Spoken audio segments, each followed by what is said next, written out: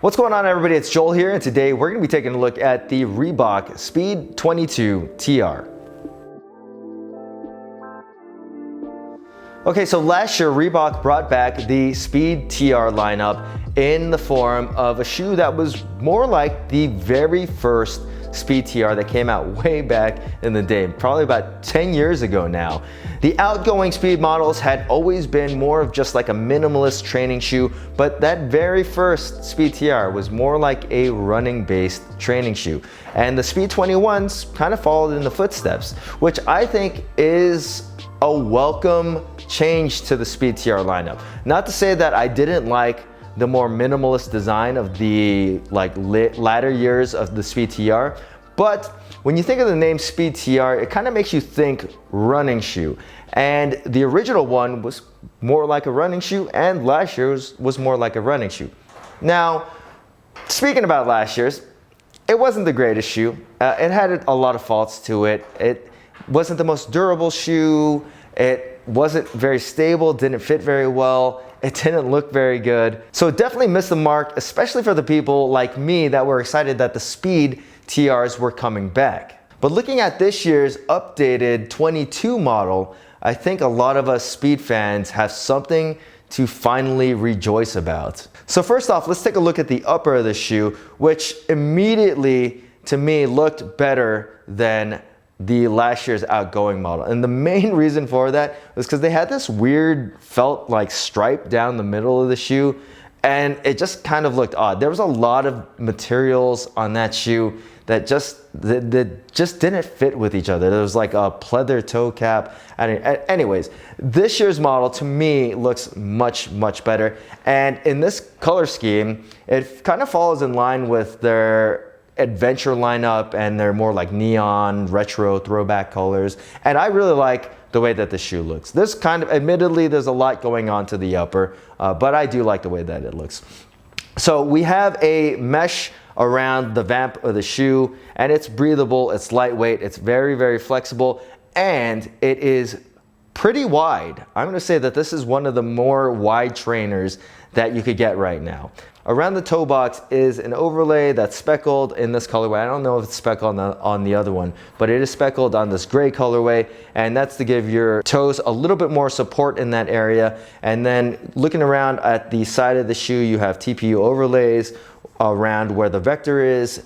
In the medial part of the shoe, you still have those overlays as well. And then around the lateral side, you do have a TPU clip that runs from the mid part of the shoe to the back part of the shoe and then kind of cuts off in the medial side of the shoe. The purpose of this clip is to stabilize the shoe so that you can get a little bit more stability when you're doing your lifting movements. So taking a look at the ankle collar, it's padded, it's cushioned. It is a little bit lower of a cut, but I never found that these were unstable in that area. Like I never felt like I was gonna roll my ankles or anything. And the back part of the shoe does rise up a little bit, but I will say that it did not rub the back part of my heel. The tongue on the shoe is padded and cushioned, but it does not have any gussets on the side, so it potentially might slip around. For me, I never ran into the problem wearing these shoes, so I can't really complain about that.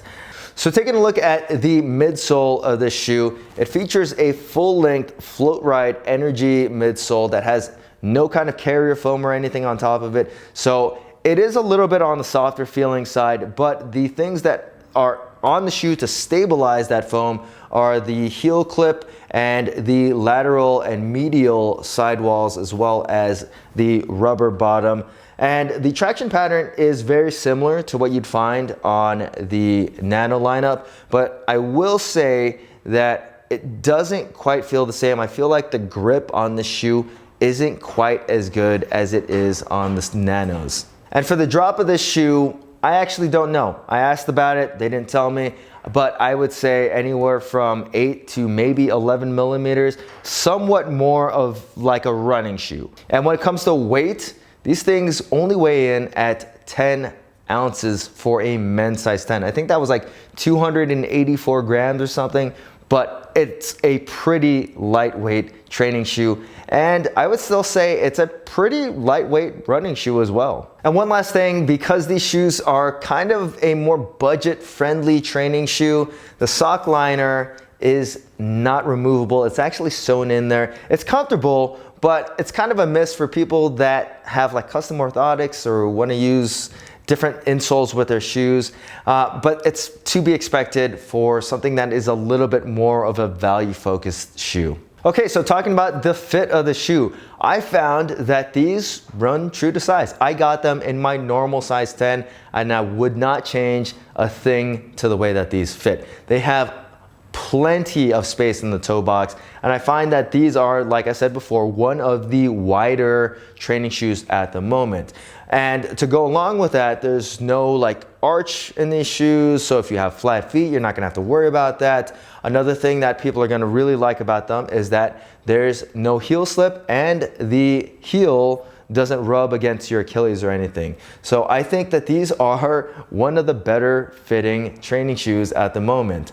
If you had wide feet and you were looking for a comfortable training shoe, I'd say these are probably one of the best picks right now. So the best characteristic of the Speed 22s is obviously going to be how good they are for running. These are very comfortable training shoes to run in, and that's not a surprise because they have that full length float ride energy midsole. They are cushioned, but still have good responsiveness and stability. So if you were somebody just looking for a running shoe that had more stability, I'd say the Speed 22s are gonna be a very good pick. They're obviously gonna be a little bit on the heavy side for a running shoe, but I think a lot of the people coming from training shoes are not gonna mind the weight of these shoes. They're still pretty light for a training shoe.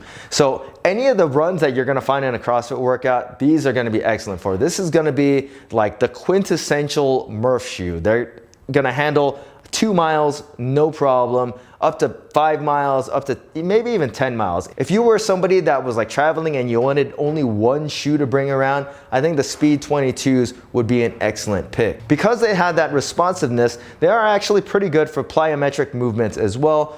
Box jumps, double unders. I never had an issue with my feet getting lit up on these shoes or me not being able to do repeated box jumps or box jump rebounding or losing my double under timing. I thought the Speed 22s were able to handle all of that just fine. Though I will say, because the grip on these was not that great, getting up for burpees requires a little bit more effort, and I found that these were just not that good for wall walks because of the lack of grip. I didn't think that the front part of the shoe, or maybe because the front part of the shoe has such a small patch of traction, I found myself slipping up the wall a little bit more than I would with like typical training shoe. For rope climbs, I found that these shoes actually were really good. The medial guard here grabs the rope very well, almost too good. The traction going up the rope is excellent, and coming down the rope is also very good, but the problem about it being very good is that you're not really gonna be able to slide down the rope that fast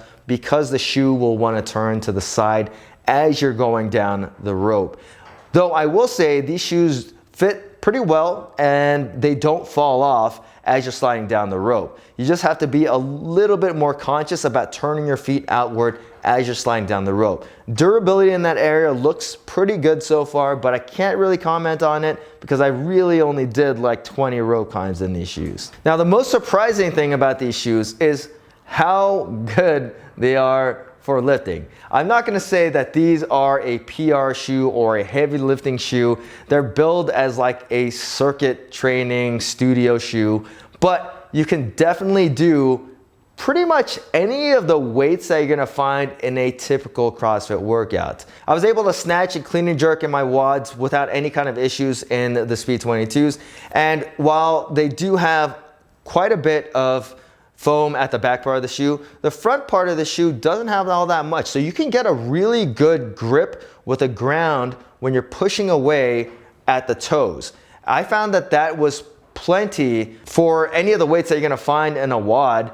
And I even use these shoes just out of curiosity for some of my more heavy lifts. I did like an 80% pause back squat in these shoes, and it does become a little bit vague at the heel, but I didn't feel like I was losing the lift because of stability. Same thing goes with deadlifts. They can feel a little bit vague and tall for deadlifts, but you can definitely do them. I was doing tempo deadlifts in these shoes around 315, and I found that for that kind of weight, they were fine. For Oli movements, I would probably just stay away from more of the precise movements like squat cleans, split jerks, or squat snatches, at least the heavier stuff. For the lighter weight stuff, I think that these would do just fine. I was doing some power cleans in them. I cleaned up to 235, and like I said before, they felt a little bit vague. Power delivery wasn't like perfect, but I was still able to do it, and they didn't feel unstable to me. But I will say that the grip became an issue. There was one clean that I slipped on,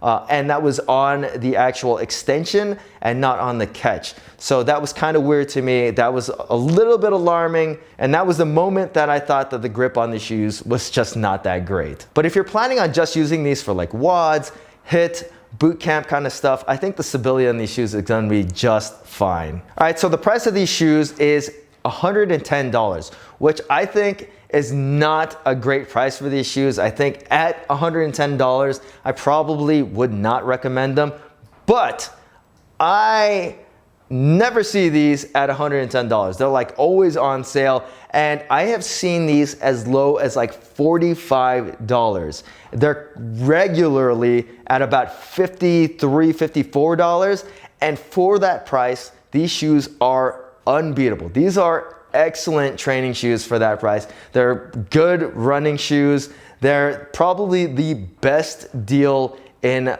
training footwear at the moment at around $50.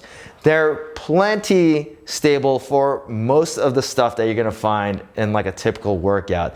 They're definitely not gonna be a shoe that you're gonna wanna max out your weight in. This is not an Oli shoe. This is not a powerlifting shoe. It's just a training shoe. It's comfortable. It's easy to run in.